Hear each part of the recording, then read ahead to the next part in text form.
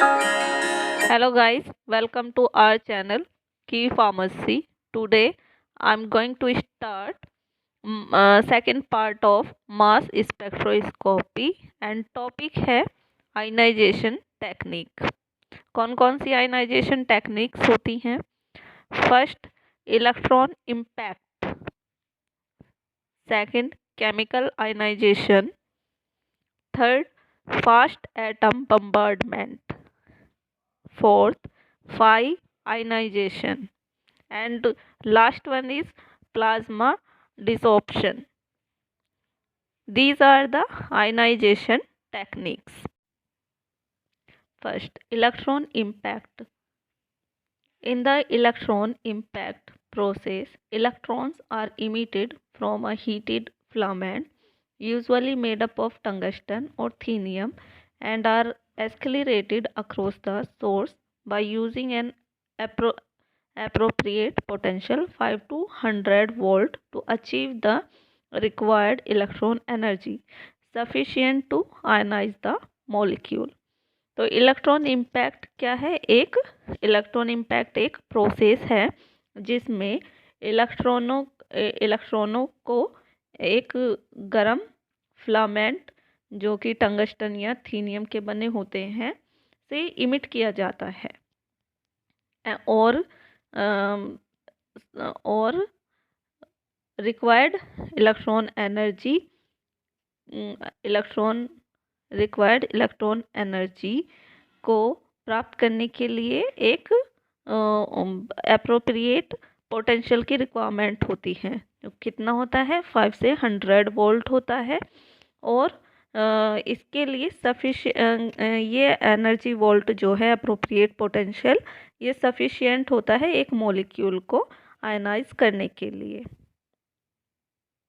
जैसे यहाँ पे आप इसमें देख सकते हैं, ये क्या है? एनोड, इलेक्ट्रॉन डिस्चार्ज और नीचे हीटेड फिलामेंट और यहाँ पे साइड में ट्रांसफ़र लाइन और इधर साइड में टू द मास एनालाइज़र। तो यहाँ पे जब हमारा ट्रांसफ़र लाइन से हीट ट्रांसफ़र होगी तो यहाँ पे जो हमारे फिलामेंट हैं वो हीट होंगे। हीट होने के बाद यहाँ पे एनर्जी इलेक्ट्रॉन निकलेंगे। इलेक्ट्रॉन जब निकलेंगे तो ये यहाँ पे एनोड के द्वारा डिस्चार्ज होंगे। ये डिस्चार्ज होने के बाद फिर एनालाइजर से एनालाइज होंगे। तो यहाँ पे देख सकते हैं आप की नोट में जो ये ग्रीन सिंबल है ये इंडिकेट करता है जो भी कंपाउंड अभी यहाँ एंटर करेगा वो नॉन आयनाइज्ड होगा और जो ये फिलामेंट हीटेड फिलामेंट के द्वारा जो इलेक्ट्रॉन निकलेंगे ये कैसे होंगे? आयनाइज्ड होंगे। तो ये आयनाइज्ड होने के अनआयनाइज्ड से आयनाइज होने के बाद फिर कहाँ जाएंगे? ये मास एनालाइजर में जाएंगे। तो ये यहाँ पे जो ये प्रोसेस होगा ये एनोड के द्वारा होगा। यहाँ एनोड लगे होते हैं। Next point second, chemical ionisation. Chemical ionization involves the ionization of a reagent gas such as methane at relatively high pressure 1 mbar in a simple electron impact source. Once produced, the reagent gas ion collide with the analyte molecule producing ion through gas phase reaction processes such as proton.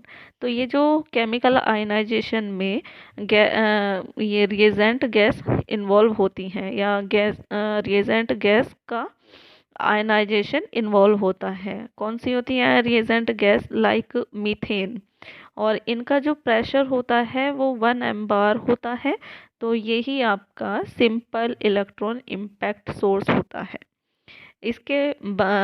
इसके बाद once produce, एक बार produce होने के बाद ये reagent gas ion collide कर लेते हैं अदर एनालाइट मॉलिक्यूल के साथ और ये प्रोड्यूसिंग आयन बनाएंगे किसके?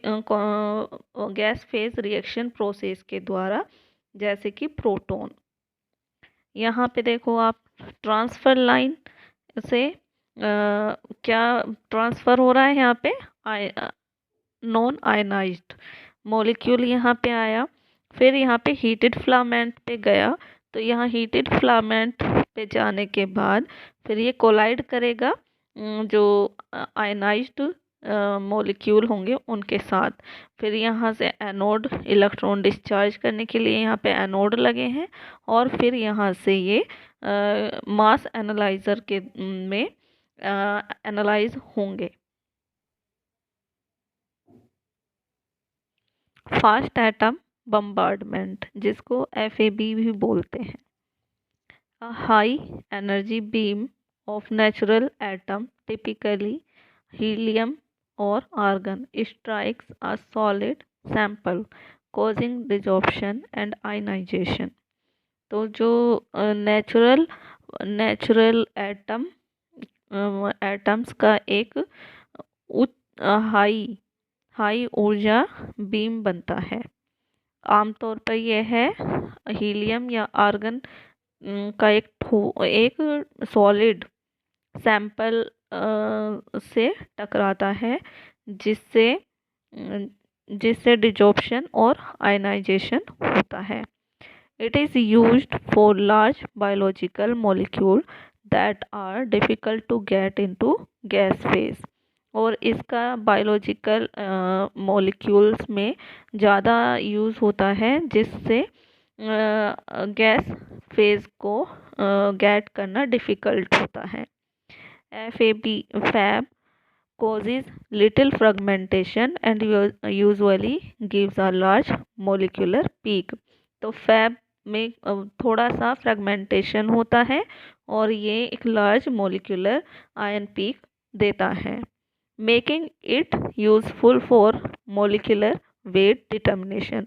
और इसका यूज़ मोलिकुलर वेट डिटरमाइन करने के लिए भी होता है।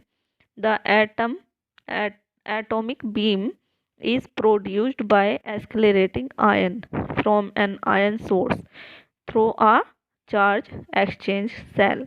तो यहाँ पे एक एक्सेलरेटिंग सेल लगी होती है, जिसके द्वारा एटॉमिक बीम या एक्सेलरेटिंग आयन जो आयन सोर्स से प्रोड्यूस होते हैं वो किसके द्वारा होते हैं? एटॉमिक बीम के द्वारा। और यहाँ पे चार्ज एक्सचेंज सेल लगी होती है। तो यहाँ पे एक चार्ज एक्सचेंज सेल होती है जिसके द्वारा एक्सेलरेट होते हैं आयन सोर्स से molecules. The ions pick up an electron in collision with neutral atom to form a beam of high energy atom. तो यहाँ पे जो आयन पीक बनती है वो इलेक्ट्रॉन वो कर लेते हैं, कोलिजन कर लेते हैं नेचुरल एटम के साथ हाई एनर्जी एटम से। यहाँ पे देखो जैसे ये प्रोब डिप लगा है यहाँ पे, और एनालाइट या मैट्रिक स्पोर्ट्स है।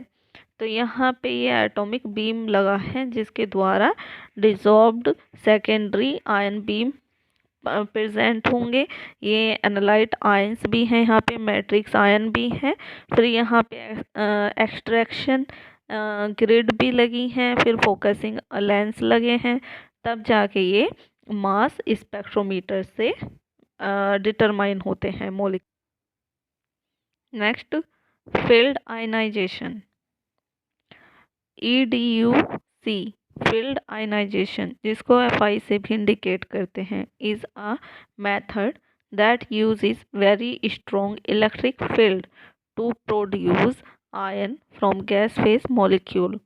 तो ये एक बहुत अच्छा मेथड है जिसके द्वारा हम गैस फेज मॉलिक्यूल से आयंस को प्रोड्यूस करते हैं। और ये कहाँ पे होंगे? स्ट्रॉन्ग इलेक्ट्रिक फील्ड में।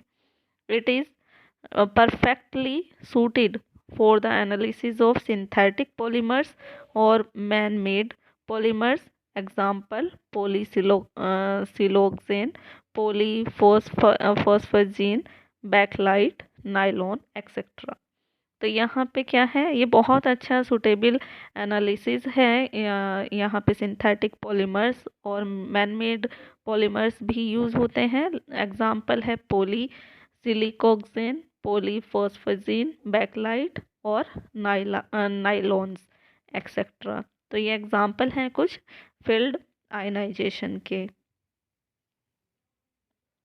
ये है हमारा ये पिक्चर के द्वारा भी आप देख सकते हो। तो जो फील्ड एवेपोरेटिंग लैक्टिक एटम प्रेजेंट है यहाँ पे, फील्ड एब्जॉर्ब्ड पार्टिकल्स भी हैं, पॉजिटिव आयंस हैं, और रीबाउंडिंग पोलराइज्ड पार्टिकल्स भी हैं, इम्पैक्ट इमेजिनिंग पोलराइज्ड पार्टिकल्स हैं, और च्विंग पोलराइज्ड पार्टिकल्स भी हैं। तो ये क्या है, एक उसमें फील्ड में स्ट्रॉन्ग इलेक्ट्रिक फील्ड में प्रेजेंट हैं। तो जब ये स्ट्रॉन्ग इलेक्ट्रिक फील्ड में प्रेजेंट हैं तो यहाँ से ही ये जो गैस फेज मॉलिक्यूल है वो यहाँ से फिर मॉलिक्यूल को प्रोड्यूस करेंगे। और ये मैन मेड भी हो सकते हैं, और वैसे एनालिसिस जो मैन मेड है या फिर सिंथेटिक है, दोनों हो सकते हैं। Next, plasma desorption. Plasma desorption ionization mass spectrometry, जिसको PDMS भी कहते हैं, also called fission fragment ionization, और इसको फिजन फ्रैगमेंट आयनाइजेशन भी कहते हैं, is a mass spectrometry technique in which ionization of material in a solid sample by bombarding it with ionic or neutral atom formed as a result of the molecular fission of a suitable nuclide, typically the californium isotope 252 CF। तो ये क्या है, plasma desorption एक मास spectrometry है, इसको fission fragment ionization भी कहते हैं, और ये एक टेक्निक है जिसमें जो सॉलिड सैंपल या सॉलिड मटेरियल्स का आयनाइजेशन होता है वो किसके द्वारा होता है, बम्बार्डमेंट के द्वारा। तो यहाँ पे बम्बार्डमेंट खुद भी होता है मटेरियल में, और आयनिक और न्यूट्रल एटम के द्वारा भी होता है, तो जिसका रिजल्ट क्या निकलता है, न्यूक्लियर फिजन। सुटेबल न्यूक्लाइड का न्यूक्लियर फिजन होता है, और वो टिपिकली कैलिफोर्नियम आइसोटोप 252 CF होता है। यहाँ पे देखो स्टार्ट डिटेक्टर्स, तो यहाँ डिटेक्टर्स लगे हैं। ये डिटेक्टर्स से फिजन फ्रैगमेंट 250 CF का फिजन फ्रैगमेंट है यहाँ पे, फिर यहाँ पे वोल्टेज सैंपल प्रेजेंट है, फिर यहाँ पे मास स्पेक्ट्रोमीटर प्रेजेंट है, फिर ये TDC और फिर कंप्यूटर। तो यहाँ से पॉजिटिव चार्ज तक कैसे जाएगा, फिर यहाँ पे डिटेक्टर लगे हैं वो इसको स्टॉप करेंगे, फिर ये यहाँ TDC पे आएगा, फिर कंप्यूटर में इसकी रीडिंग रिकॉर्ड हो जाएंगी। Next, applications. Mass spectrometry has both qualitative and quantitative uses. First, structure elucidation. Next use है इसका डिटेक्शन ऑफ इम्प्योरिटीज़। इम्प्योरिटीज़ को डिटेक्ट करने के लिए भी हम मास स्पेक्ट्रोमीट्री का यूज़ करते हैं। Next, quantitative analysis. तो मास स्पेक्ट्रोस्कोपी के द्वारा क्वांटिटेटिव एनालिसिस भी होती है। Next, drug metabolism studies. तो ड्रग की मेटाबॉलिज्म स्टडी भी हम मास स्पेक्ट्रोस्कोपी के द्वारा करते हैं। Fifth, clinical toxicological and forensic application. तो मास स्पेक्ट्रोस्कोपी का यूज़ क्लिनिकल में भी होता है, टॉक्सिकोलॉजिकल में भी होता है, और फोरेंसिक एप्लीकेशंस में भी मास स्पेक्ट्रोस्कोपी का यूज़ होता है। Next, GCMS। तो इसका गैस क्रोमेटोग्राफी और मास स्पेक्ट्रोस्कोपी में भी इसका यूज़ होता है। Next, mass spectroscopy is now in very common use in analytical laboratories that study physical, chemical or biological properties of a great variety of compound। तो mass spectroscopy का हम laboratory में भी यूज़ करते हैं, किसके लिए, फिजिकल या केमिकल या बायोलॉजिकल प्रॉपर्टी चेक करने के लिए, डिफरेंट डिफरेंट कंपाउंड्स की।